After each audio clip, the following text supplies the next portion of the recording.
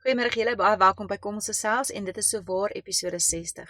Nou hoe baie het nie gebeur al sedert die eerste episode in Julie maand verlede jaar wat die lig gesien het nie. En hier is ons nou en dit is vandag 15 April en oor 2 dae, die 17 April om 5:00 die middag, maak ek my debuut op RSG waar ek verslag gaan doen van die vroue cricketspan van hulle eerste T20 wedstryd wat in India gaan plaasvind in Durban. En julle, dit is regtig waar 'n droom wat waar word.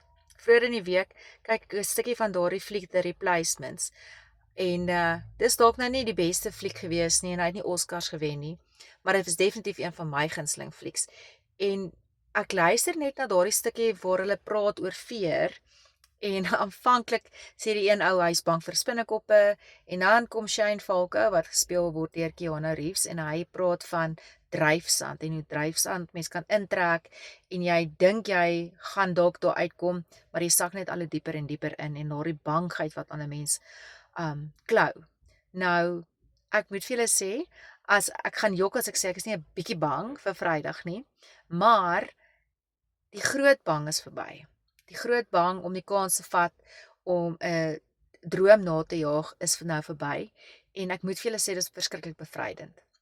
So ek dink soms is dit werklik waar nodig om daardie vrees in die oë te kyk en dit te vat vir wat dit is en die uitkoms kan 'n mens dalk verras. So ek hoop dat dit 'n lekker Woensdag is vir julle waar julle ook al is. Heerlike klein Saterdag en ons gesels gou weer.